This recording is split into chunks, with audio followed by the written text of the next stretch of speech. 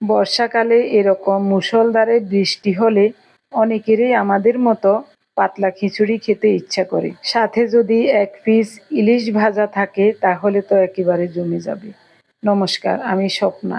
দেশ এবং দেশের বাইরে যে যেখান থেকে ভিডিওটি দেখছেন আপনাদের সবাইকে অনেক অনেক শুভেচ্ছা। স্বপ্নাস ব্লগে সবার আমন্ত্রণ। খিচুড়ি রান্নার জন্য কিছু হেলনের ডাল এবং মুগ ডাল ভেজে নেব। ঠান্ডা হলে খোসা ছাড়িয়ে তারপরে রান্না বসাবো। প্রতিদিনের মতো নতুন একটি পর্ব সাজানোর প্রয়াস করছি। আমাদের ঘরোয়া রান্নাবান্না, খাওয়া দাওয়া এইসব বাস্তব চিত্রগুলি নিয়ে আশা করছি আপনাদের সবার ভালো লাগবে। তাই অনুরোধ রইল পর্বটি প্রথম থেকে শেষ পর্যন্ত দেখুন। গতকাল বিকাল থেকে মুষলধারে বৃষ্টি হচ্ছে। সারা রাতও অনেক বৃষ্টি হয়েছিল। সকালবেলায় ঘুম থেকে উঠে দেখি চারিদিকে জল থই থই করছে। তখনই হঠাৎ মনে পড়ল আজকে তো খিচুড়ি খাওয়া যায়, কিন্তু খিচুড়ির প্রধান উপকরণ হলো মিষ্টি কুমড়ো। সেটাই নাই। বাইরে যাওয়ারও কোনো উপক্রম নাই। গেলেও মনে হয় দোকান খোলা পাবে না, এত বৃষ্টি হচ্ছে। কাঁচা মুগ ডাল একটু ভেজে নিয়ে ঠান্ডা হলে খোসা ছাড়িয়ে নেব। ঘরে যা আছে তাই দিয়ে রান্না করব। হেলনের ডাল, মুগ ডাল, অল্প কিছু বরবটি আছে ঘরে, আলু আছে, আতপ চাউলও আছে ঘরে। কিন্তু সিদ্ধ চাউল দিয়ে খিচুড়ি রান্না করলে অনেক ভালো লাগে খেতে। সিদ্ধ চালের খিচুড়ি আবার ঠান্ডা হলেও বেশি জমে যায় না, এজন্যই ভালো লাগে। ডাল ভাজতে ভাজতে বাইরের দৃশ্যটি দেখছি। কি মুষলধারে এখনো বৃষ্টি হচ্ছে। এদিকে আমার ডাল ভাজাও প্রায় হয়ে আসছে। বেশি ভাজলে আবার লাল হয়ে যাবে, তখন ডাল সিদ্ধ হতে চাইবে না। কেমন ভাজা হয়েছে একটু দেখছি। হ্যাঁ, ভাজা হয়ে গেছে, উপরের খোসাও ছাড়িয়ে যাচ্ছে। চুলাটা অফ করে আরও কিছুক্ষণ নেড়ে চেড়ে নামিয়ে নেব। ডালগুলো ফ্যানের নিচে রেখে ঠান্ডা করে নিয়েছি। সাথে সাথে খোসা ছাড়িয়ে নিচ্ছি। দেখুন, বস্তার উপর রেখে এভাবে ডলা দিতেই খোসাগুলি উঠে যাচ্ছে আর ডালগুলি দুই ভাগ হয়ে যাচ্ছে। অল্প সময়ের মধ্যে খুব সুন্দর মতো ডালগুলি ভেঙে নিলাম। এটা হলো মুগ ডাল। হেলনের ডাল খোসা ছাড়ানো হয়ে গেছে। দুইটা ডাল খোসা ছাড়িয়ে তারপরে ঝেড়ে নেব। ভাজাটাও একেবারে মনের মতো হয়েছে। ডালগুলি পরিষ্কার করে ঝেড়ে নিয়েছি। এখন রান্নার জন্য কিছুটা ডাল পরিষ্কার করে ধুয়ে নেব, তারপরে রান্না বসাবো। ওদিকে খিচুড়ি রান্নার জন্য ওয়াটার হিটারে জল ফুটতে বসিয়ে দিয়েছি। গরম জল দিয়ে বসালে অল্প সময়ে রান্নাটা হয়ে যাবে। 2-3 বার করে ভাসিয়ে ভাসিয়ে ধুয়ে নেব। ফোটানো গরম জল দিচ্ছি। ধোয়া ডালগুলো দিয়ে দেব।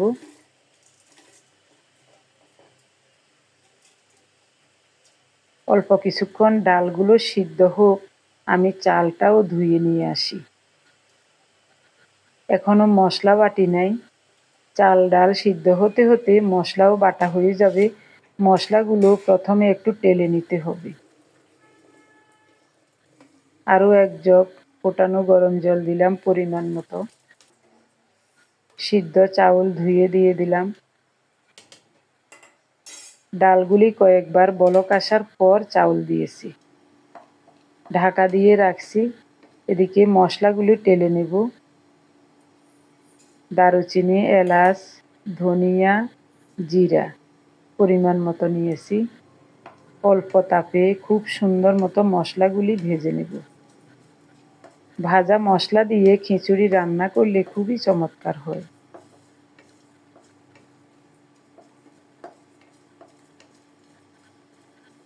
ভাজা মশলা না হলে প্রথমে মশলাটা কষিয়ে তারপরে যদি খিচুড়িতে দেওয়া হয় তাহলে খুব ভালো লাগে।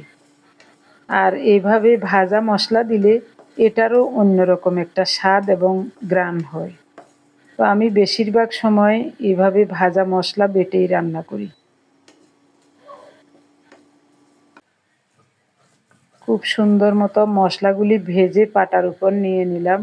তার আগে একটু আদা বেটে নিচ্ছি, আদাটা আলাদা করে নিচ্ছি, কারণ খিচুড়িতে যখন ফোড়ন দেব তখন আদাটা ভেজে দেব ওই তেলে। মশলা তো ভাজাই আছে, বেটে সাথে সাথে দিয়ে দেব। আপনি যদি এই প্রথম আমাদের ভিডিওটি দেখে থাকেন, সম্পূর্ণ পর্বটি দেখার পর যদি একটু ভালো লাগে, আমার অনুরোধ রইল চ্যানেলটি সাবস্ক্রাইব করে আপনার মূল্যবান মন্তব্যটি লিখে জানাবেন। ফেসবুক থেকে ভিডিওটি দেখে থাকলে পেজটি ফলো, লাইক, শেয়ার করে আপনার মূল্যবান মন্তব্যটি লিখে জানাবেন। যে কোনো গঠনমূলক মন্তব্য করতে পারেন, কোনো সমস্যা নাই। আমি আপনাদের সকল মন্তব্যের উত্তর দেব। মশলাগুলো খুব সুন্দর মতো অল্প সময়ে বেটে নিলাম।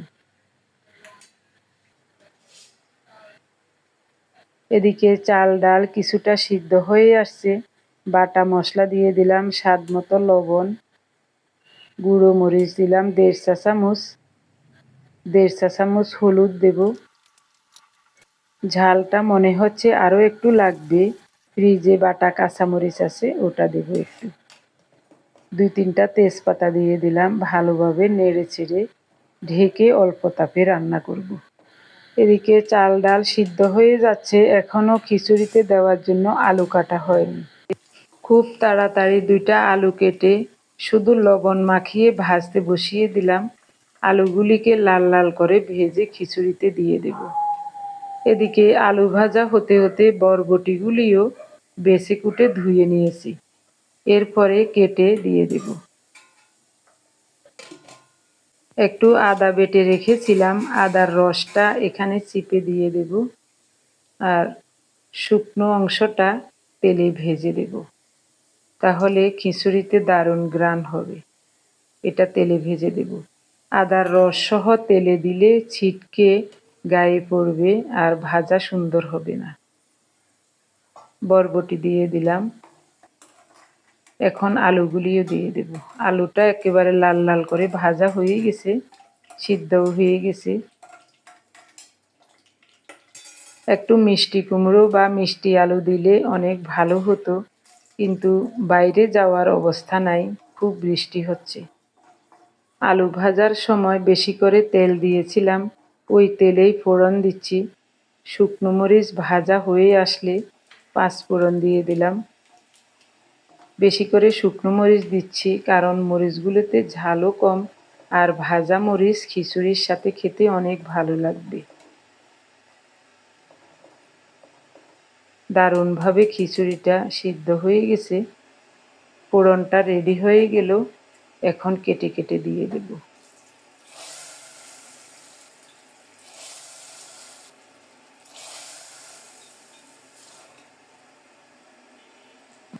বেশি তেলে আদা দিলাম না, অল্প একটু তেল রেখে দিয়েছি, ওটাতেই আদাটা একটু ভেজে নেব। আদাটাকেও লালচে করে ভেজে নিয়ে খিচুড়িতে দিয়ে দিলাম। কড়াইটা অনেক ভারী, তবে রান্না করতে সুবিধা বেশি, অল্প তাপেই গরম হয়ে যায়।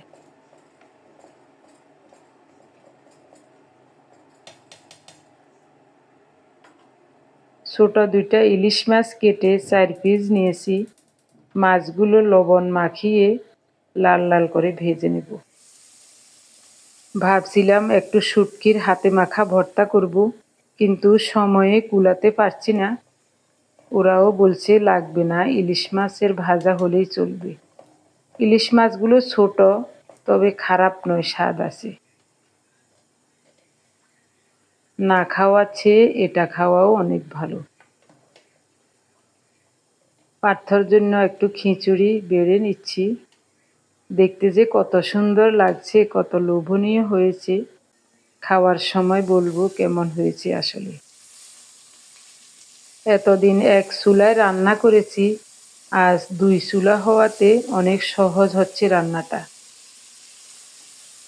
আমার প্রিয় ভাই বোন বন্ধু স্বজন, আপনারা যারা প্রতিনিয়ত ভালোবেসে আমাদের ভিডিওগুলি দেখে যাচ্ছেন এবং ভিডিও দেখে সুন্দর ও গঠনমূলক কমেন্টস করে আমাকে কাজ করার শক্তি এবং সাহস জুগিয়ে যাচ্ছেন। আমি আপনাদের সবাইকে জানাই অজস্র অজস্র ধন্যবাদ, অভিনন্দন এবং কৃতজ্ঞতা। সেই সাথে আজকের পর্বটিও কেমন লাগছে অবশ্যই কমেন্টে জানাতে ভুলবেন না। খিচুড়ির ঢাকা উঠাতেই দারুণ ঘ্রাণ বের হয়েছে। লেবু কেটে রেখেছি আর রান্নাঘরটাকে ধুয়ে মুছে একেবারে ক্লিন করে নিয়েছি। চুলাটা দেখুন কি যে ভালো লাগছে, কি মায়া লাগছে চুলাটা দেখতে। পুরো 1.5 মাস পর 2 চুলাতে রান্না করলাম। এক চুলায় রান্না করতে করতে বিরক্তি চলে আসছে আমার। আগের চুলাটাও ভালো ছিল, শুধু আগের বাসা থেকে আসার সময় চুলাটা যখন খুলে আনা হয়েছিল ওই পাইপের গোড়া দিয়ে একটু ভেঙে গিয়েছে। ইচ্ছা করলে অল্প কিছু টাকা খরচ করলে ওটা ঠিক হয়ে যেত। তবে অনেক দিন পর্যন্ত এরকম একটা চুলা কেনার শখ ছিল আমার। তো একটা সুযোগ পেয়েছি, ওই চুলাটা যখন ভেঙে গেছে তখন ওটা আর ঠিক করালাম না, নতুন একটা চুলা কিনে নিলাম। পরশুদিন এই চুলাটা কিনেছি 10,500 টাকা দিয়ে। আপনাদের কাছে দেখতে কেমন লাগছে অবশ্যই কমেন্টে জানাবেন। রান্না করতেও অনেক সুবিধা, আর সামান্য মুছে নিলেই একেবারে ঝকঝকে হয়ে যায়। আমাদের আগের বাসার বাড়িওয়ালাদের ঘরে এরকম একটা চুলা দেখেছিলাম আমি। সেদিন থেকেই মনে মনে ভাবছি আবার কখনো যদি গ্যাসের চুলা কিনি এরকম একটা চুলা কিনব। সৃষ্টিকর্তা আমার ইচ্ছা পূরণ করেছেন। আমার মনে হয় 4টা ইট বিছিয়ে যদি চুলাটা ইটের উপর রাখি তাহলে রান্না শেষে চুলার নিচটাও পরিষ্কার করে মুছে নিতে পারবো। এখন তো মুছতে পারলাম না, মনে মনে ভাবছি 4টা ইট দেব। পার্থ বলছে না, ইট দেবেন না, ইট দিলে দেখতে ভালো লাগবে না, এভাবেই থাক। কিন্তু আমার কাছে মনে হচ্ছে চুলাটা যদি 4টা ইট দিয়ে ইটের উপর বসাই নিচের দিকে মুছতে পারবো। রান্নার সময় কিছু মশলাপাতিও বা একটা প্লেটও অনেক সময় ওখানে রাখতে পারবো। আপনাদের কি মনে হয় 4টা ইটের উপর চুলাটা বসালে ভালো হবে কি না একটু কমেন্টে জানাবেন প্লিজ। রান্নাবান্না শেষে সব কিছু ধুয়ে মুছে পরিষ্কার করে নিয়েছি। এরই মধ্যে আরও অনেক অনেক সময় পার হয়ে গেল। এখন আমাদের দুজনের জন্য খাবার বেড়ে নেব। অনেক দিন পর্যন্ত খিচুড়ি রান্না করি না, প্রায় 2 মাসের মতো হবে। এই বাসায় আসারও 1.5 মাসের মতো হয়ে গেছে। চুলার কারণেই আসলে অনেক সময় মন চাইলেও এসব করতে ইচ্ছা করে না, কারণ খিচুড়ি রান্না করতে হলে বড় পাত্র লাগবে। এদিকে ইন্ডাকশন ওভেনে রান্না করার মতো একটাই কড়াই আছে। তো এইসব ঝামেলার রান্নাগুলি করতে হলে 2টা পাত্র তো লাগবেই। এসব কারণেই ইচ্ছা থাকলেও এতদিন খিচুড়ি খাওয়া হয়নি। আজ সকালবেলায় হঠাৎ করেই সিদ্ধান্ত নিলাম খিচুড়ি রান্না করব। তাই ঘরে যা আছে তাই দিয়ে রান্না করে নিলাম। পার্থ বলেছে খুবই চমৎকার হয়েছে। এখন আমরা খেয়ে বলবো আসলে কেমন হয়েছে। সকাল থেকে বৃষ্টি ছিল, এখন কিন্তু বৃষ্টি হচ্ছে না, রোদও নাই, তবে প্রচণ্ড গরম। এ কারণে ফ্যানটা ছেড়ে দিলাম। খিচুড়িও গরম। উনি মুখে দিয়েই বলছেন লবণ কম হয়েছে। আমার কাছে ঠিকই লাগছে। পার্থও বলেছে ঠিক আছে, উনি বলছেন লবণ কম হয়েছে, একটু লবণ নিয়ে আসো। গরম গরম খিচুড়িটা খেতে খুব ভালো লাগছে। যাই একটু লবণ নিয়ে আসি। যে কোনো রান্নাতে লবণ বেশি হলে আমার কাছে খেতে একটু ভালো লাগে না। আজ কয়দিন খবরে দেখছি বাংলাদেশের বিভিন্ন জায়গায় মুষলধারে বৃষ্টি হচ্ছে। ঢাকায় কিন্তু এতদিন এরকম বৃষ্টি ছিল না। গতকাল দুপুরের পর থেকে বৃষ্টি আরম্ভ হয়েছে। সারা রাত ঝড়ো হাওয়া সহ বৃষ্টি হয়েছিল। সকাল থেকে 12টা-1টা পর্যন্ত বৃষ্টি হয়েছে। এখন অবশ্য বৃষ্টি নাই। এরকম বৃষ্টি হলে আমাদের মতো কে কে খিচুড়ি খেতে পছন্দ করেন কমেন্টে জানাতে কিন্তু ভুলবেন না। লবণে একটু কম হয়েছে। এই কারণে আর একটু লবণ নিলাম। পার্থরে জিজ্ঞাসা করলাম এই কয় হয়েছে, তোর তৃপ্তি মতো খাইছে ঠাকুরের দিদি। আমার জন্য ঠিক আছে, আমি লবণ বেশি খাই না।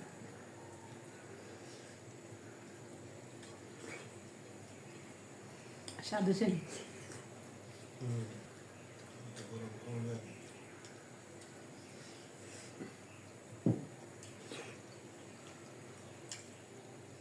গরম বেশি লাগে নাকি? তাহলে ফ্যান দিকেন। কি যে চমৎকার হয়েছে গো, মনের মতো হয়েছে।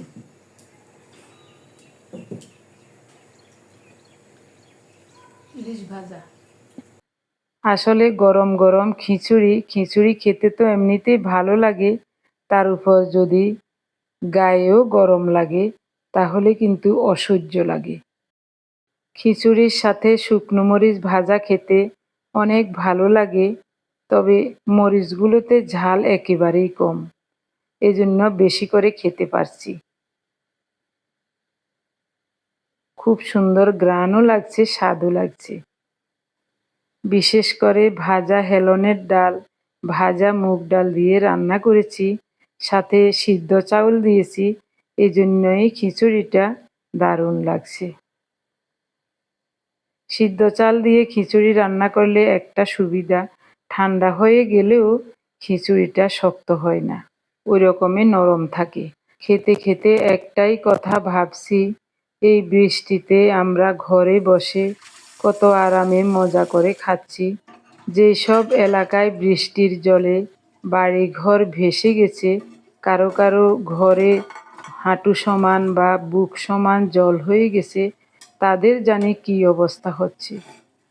শুধু বারবার এইসব কথাই মনে পড়ছে। খবরে কত রকমের ছবি ভিডিও দেখছি, চোখের উপর সব ভেসে আসছে। সৃষ্টিকর্তা সবাইকে ভালো রাখুন, নিরাপদে রাখুন, এই কামনা করি সব সময়। আমাদেরকেও যখন যেভাবে যে অবস্থায় রাখেন সেভাবেই সেটা নিয়ে সন্তুষ্ট থাকি সব সময়। অনেক মজা করে তৃপ্তিমতো খেয়েছি, এখন থালা বাসনগুলি ধুয়ে রাখছি, এরপরে আর কোনো কাজ করব না। এখন দিনের 3:30 বাজে, 3টার সময় গতকাল তো ভিডিও করি নাই, গত পরশু দিনের ভিডিওটা আপলোড হয়েছে। তো আপনারা কে কে দেখছেন, কে কি কমেন্টস করছেন সেটা দেখার জন্য উদগ্রীব হয়ে আছি।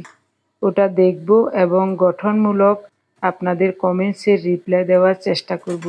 তারপরেই আজ সারাদিনের ভিডিওটা এডিট করব।